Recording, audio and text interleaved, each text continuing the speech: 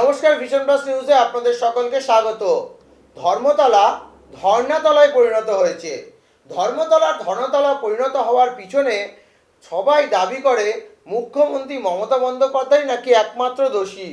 ধর্মতলার শহীদ মিনার মঞ্চ থেকে শুরু করে মাতঙ্গিনী আশ্রয় পাদদেশ থেকে শুরু করে মহাত্মা গান্ধী মূর্তি পাদদেশ পর্যন্ত পুরো জায়গাটি আন্দোলনকারীদের আন্দোলন করার জায়গা হয়ে উঠেছে।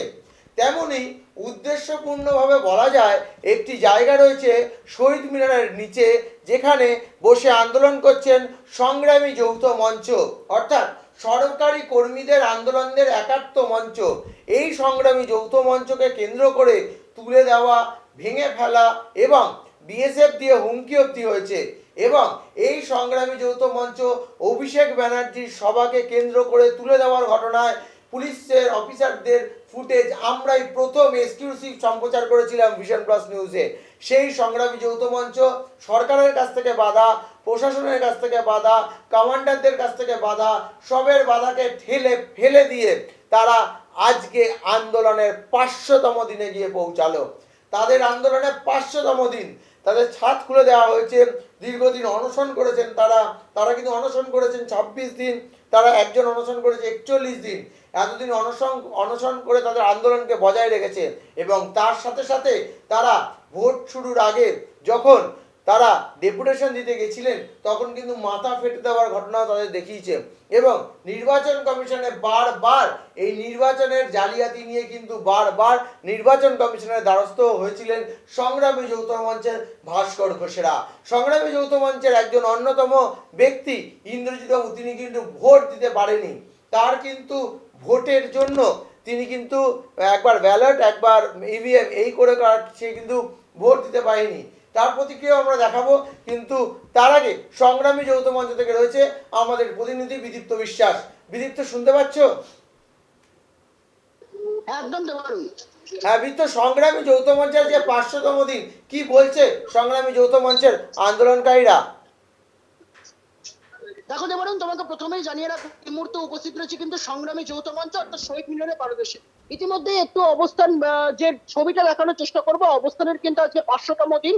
ইতিমধ্যে রাজ্য সরকারি কর্মচারীরা তারা কিন্তু উপস্থিত রয়েছেন এবং একই ধারে কিন্তু ইতিমধ্যেই ঠিক কিছুক্ষণ আগে কিন্তু একটি বৈঠক হচ্ছিল এই মঞ্চে। তবে উল্লেখযোগ্য ভাবে এই মঞ্চের গুরুত্বপূর্ণভাবে সার্বিকভাবে প্রথম থেকে যে দাবি দাবা তারা করে আসছেন যে অবিলম্বে বকেয়া মর্গ ভাতা প্রদান করতে হবে, এবং 2 নম্বর যে বিষয় বিভিন্ন সরকারি দপ্তরগুলোতে সচরাচর শূন্যপদে নিয়োগ, এবং তৃতীয়তম বিষয় ইতিমধ্যে কিন্তু অস্থায়ী কর্মচারীদেরকে স্থায়ীকরণ। এই 3 দাবির স্বার্থে কিন্তু তারা 1 বছরেরও বেশি সময় ধরে এই শহীদ মিনারের পাদদেশে তারা আন্দোলন করছেন। তবে এই মুহূর্তে দাঁড়িয়ে কিন্তু আজকে তাদের অবস্থানের 500তম দিন। ইতিমধ্যে কিন্তু তারা আশাবাদী করছেন যে এবারে লোকসভা ভোটে যে মানুষের মহানির্ণয় ফের বঙ্গে ফিরে এলো রাজ্যের শাসক দল তৃণমূল কংগ্রেস। নতুন সরকার গঠন করবেন তারা। কিন্তু সেই মর্মে দাঁড়িয়ে অবিলম্বে যাতে রাজ্যের মুখ্যমন্ত্রী মমতা বন্দ্যোপাধ্যায় তিনি যাতে ডিএ সহ আরো অন্যান্য যে বিষয়গুলো রয়েছে সেই বিষয়গুলো যাতে পূরণ করেন রাজ্য সরকারি কর্মচারীদের। ইতিমধ্যেই কিন্তু রাজ্য সরকারি কর্মচারীরা তারা উপস্থিত রয়েছেন। একটু কথা বলার চেষ্টা করি তাদের সঙ্গে। প্রথমেই অশোক বাবু রয়েছেন ইতিমধ্যে। আজকে অশোক বাবু, আপনাদের 500তম দিন। ইতিমধ্যেই রাজ্য সরকার লোকসভা ভোটের যে মহানির্ণয় দেখা গেল রাজ্য সরকার আবার ফিরে এলো বঙ্গে। কি দাবি করছেন এখন এই 500তম দিনে রাজ্য সরকারের কাছে? প্রথম কথা হচ্ছে, আজকে 500তম দিনে আমরা মঞ্চে বসে রয়েছি। এই বললেন যে রাজ্য সরকার বসে আছে, এখনো পর্যন্ত কদিন আগে যে নির্বাচনটা হলো লোকসভা নির্বাচন হয়েছে, তার সাথে রাজ্যের কোনো সম্পর্ক নেই। আর এই মুহূর্তে রাজ্য সরকার দিচ্ছে মাত্র 14% দিয়ে, তার মধ্যে আবার 3% ভাওতাবাজি দিয়ে, মানে হাউস রেন্ট কমিয়ে দিয়ে পাঠিয়ে দেওয়া। আর কেন্দ্র দিচ্ছে 50% দিয়ে। খুব শিগগিরই কেন্দ্রের 50% দিয়ে আবার এসিকে চলে যাবে। এসিকে চলে গেলে দিয়ে আবার হিউজ পরিমাণে বেড়ে যাবে। অথচ রাজ্য সরকার চুপ করে বসে আছে, সরকারি কর্মচারীদের দিয়ে নেই। আর দিয়ে এবার না পড়ে পশ্চিমবাংলার সমস্ত মানুষ বঞ্চিত হয়ে আছে। কেননা সরকার নিজেই তাদের নোটিফিকেশনে জানায় যখন রাজ্য সরকারি কর্মীদের দিয়ে বাড়ে, তখন রাজ্যের শ্রমিক মজদুর যারা আছে প্রত্যেকের আয় বাড়ে। অতএব রাজ্য সরকারি কর্মীদের ডিএর সাথে প্রত্যেক রাজ্যবাসীর আয়ের একটা সম্পর্ক রয়েছে। জিনিসের দাম যেভাবে রাজ্যে হু করে বেড়ে চলেছে, অন্য রাজ্যের তুলনায় দেখুন পশ্চিমবাংলায় দাম অনেক বেশি। বিশেষ করে শাক সবজি যেগুলো আমরা নিত্যদিনের খাওয়া দাওয়া আছে, রাজ্য সরকারও তো সেখান থেকে নিজের কিছু ভর্তুকি দিয়ে জিনিসপত্রের দাম কমাবার কথা ভাবতে পারে, সেগুলো করে না। তারা খালি কি করে চুরি করবে এইসব চিন্তা ভাবনা রাজ্য সরকারের দিয়ে যেমন খেয়ে নিচ্ছে, রাজ্য সরকারি কর্মীরা বঞ্চিত। তাই আমাদের পশ্চিমবাংলার মাননীয় মুখ্যমন্ত্রীর কাছে আবেদন করব, আপনি দেখুন যাতে রাজ্য সরকারি কর্মীরা তাদের পাওনা ঘন্টা গুছিয়ে পায়, আপনি সেই ব্যবস্থা করুন। আর আপনার যারা দলের লোক আছে তাদেরও বলুন, এটা সংগ্রামী যৌথ মঞ্চ, এটা কোনো রাজনৈতিক দল নয়। এখানে আমরা কোনো রাজনৈতিক দলের বিরোধিতা করতে নামিনি, আমরা শুধু এখানে নেমেছি পশ্চিমবাংলার সাধারণ মানুষের যা চাহিদা, যেটা পাওনা রয়েছে, ন্যায্য পাওনা, সেটা মিটিয়ে দেওয়ার জন্য। এক কথায় বলুন, তারা কিন্তু বলছেন ইতিমধ্যে দাঁড়িয়ে যে অবিলম্বে রাজ্য সরকার তাদের যে দাবি দাওয়া, যে যার সাথে তারা লড়াইটা করছেন সেই দাবি দাওয়াটা অবিলম্বে পূরণ করেন। আরেকজনের আচ্ছা, এর আগেও বিদীপ্ত এর আগেও কিন্তু চমকপ্রদ আনার চেষ্টা করেছিলেন, যার জন্য অনশন, প্রতীকী মিছিল এবং হাজরায় যেই জায়গায় কোনোদিন কোনো রাজনৈতিক দল, কোনো প্রতিবাদ, কোনো মানুষ দেখাতে পারেনি, হরিশ মুখার্জি রোড, হরিশ মুখার্জি স্ট্রিট, সেখান দিয়েও তারা মিছিল করেছিলেন। তাদের মিছিলে সাংবাদিকদের ওপর আক্রমণ হয়েছিল, তাদের মিছিলে তাদের একটা বাধা দেওয়ার সৃষ্টি করা হয়েছিল। তারপরেও আজকে 500 দিন তারা বসে আছেন। নতুন কোন চিন্তা ভাবনা নিয়েছে আজকের বৈঠকে বিদীপ্ত? একদমই না, আমি এই বিষয় নিয়ে কথা বলার চেষ্টা করবো। আচ্ছা স্যার, আরেকটা যেটা বিষয়, 500তম দিন আজকে অবস্থানে, এর আগে একাধিকবার আপনারা হাজরাতে মিটিং মিছিল করেছিলেন, আপনারা এই প্রথম সেই মঞ্চ যারা আপনারা এই দুঃসাহসিকতার পরিচয় দেখিয়েছিলেন। আর সেক্ষেত্রে দাঁড়িয়ে সেখানে দেখা গেছিল যে সাংবাদিকদের ওপর আক্রমণ করা হয়েছিল এবং সঠিকভাবে অভিষেক বন্দ্যোপাধ্যায়ের বাড়ির ওপর দিয়ে আপনারা যে মিছিল করেছিলেন। আজকের এই যে ঠিক কিছুক্ষণ আগে যে বৈঠক হলো এবং অবস্থানের আজকে যে 500তম দিন, এখান থেকে কি আপনারা পরবর্তী কর্মসূচিতে আবারও কোনো বড় মিছিলের কথা ভাবছেন? কি বলুন?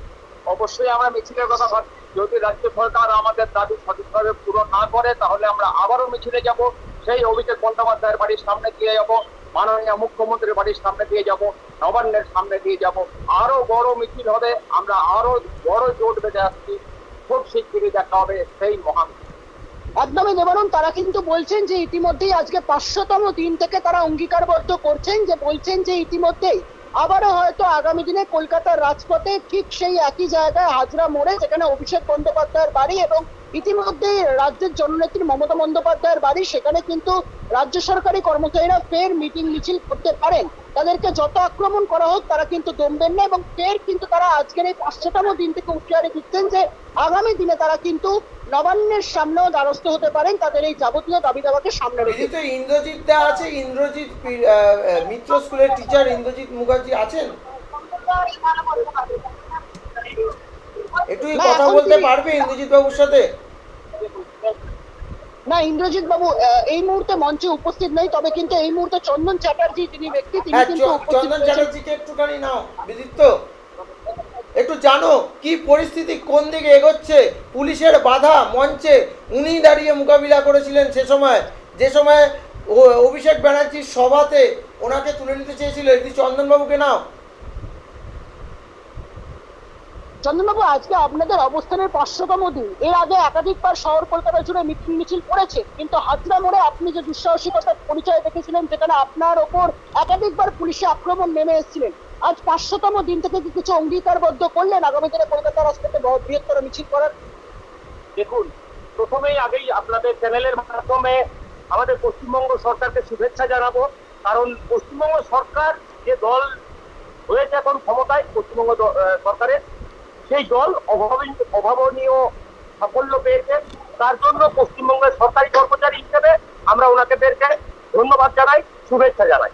আমরা পশ্চিমবঙ্গের সরকারি কর্মচারী, আমাদের লড়াইটা পশ্চিমবঙ্গের অভিভাবক, পশ্চিমবঙ্গের সরকারের সাথেই কিন্তু লড়াইটা হবে, আমাদের রুজি রুটির স্বার্থে।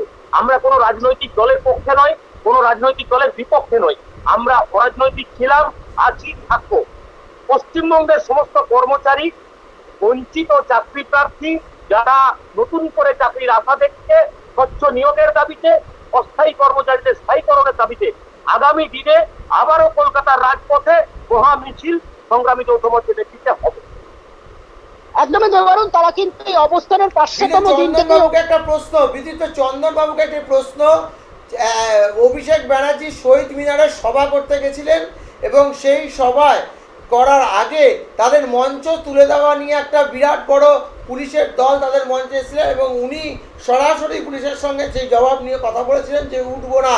এই মুহূর্তে দাঁড়িয়ে ব্যাপক সংখ্যক আসন নিয়ে তৃণমূল কংগ্রেস এমপিরা প্রায় 29টা আসন পেয়েছে তৃণমূল কংগ্রেস, ভারতবর্ষে এমপি যাচ্ছেন। এখন যদি কোনো তাদেরকে উঠিয়ে যাওয়া নিয়ে যদি কোনো অভিযোগ আসে তাহলে কি তারা উঠে যাবে?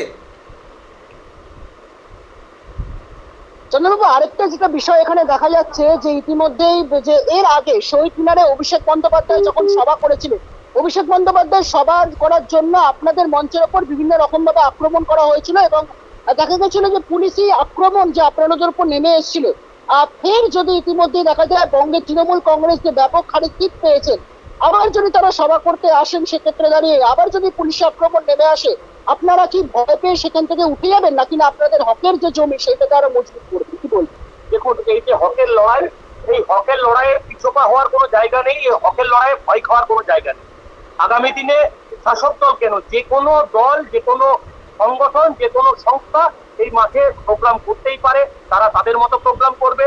আমরা যেমন ভাবে অবস্থানে রয়েছি আমরা সেই অবস্থানে সেইভাবেই অনড় থাকবো এবং ভয়ের কোনো বিষয় নেই। এবং আশা করছি আগামী দিনে পুলিশ প্রশাসন এবং পশ্চিমবঙ্গ সরকার কোনোভাবেই সরকারি কর্মচারীদের নিয়ে আর খাটাবেন না। আমরা দৃঢ় সংকল্প যে আমরা যে লড়াই শুরু করেছি সেই লড়াই যতক্ষণ না সম্পূর্ণ হচ্ছে আমরা এই মঞ্চ ছেড়ে যাব না। ধন্যবাদ চন্দ্রবাবু, ধন্যবাদ বিদীপ্ত। আমরা সরাসরি শুনে এলাম সংগ্রামী যৌথ মঞ্চ থেকে বিদীপ্ত বিশ্বাস ছিলেন আমাদের প্রতিনিধি এবং বিদীপ্ত কিন্তু সরাসরি ওইখানে আন্দোলনকারী সরকারি কর্মী নেতৃত্ব সকলের সঙ্গে তিনি কথা বললেন এবং সরকারি কর্মীরা কিন্তু সরাসরি সরকারকে 500তম দিনে তাদের নজর ছুড়ে দিলেন এবং তিনি এটাও জানালেন যে সরকারি কর্মীরা কিন্তু এরপরেও বড় মিটিং মিছিলে যাবে এবং তাদের আন্দোলন আরও তীব্র থেকে তীব্রতর করবে, তারা আন্দোলন থেকে ক্রমশই সরে যাবে না, জানেন সরকারি কর্মীরা। এই আন্দোলন, এই বিপ্লব, এই বসে থাকা রাস্তার পাশে বসে থাকা চাকরির দাবিতে আন্দোলনকারীরা, এই রাস্তার পাশে বসে থাকা সরকারি কর্মচারী ডিএর দাবিতে, এদের আন্দোলন, এদের বিপ্লব কি সরকারকে নড়াতে পারবে, দৃষ্টি আকর্ষণ করতে পারবে মুখ্যমন্ত্রী মমতা বন্দ্যোপাধ্যায়? নজর রাখতে হবে সেই দিকে। আপনারা নজর রাখুন ভিশন প্লাস নিউজে। আমরা সাথে সাথে কথা বলি।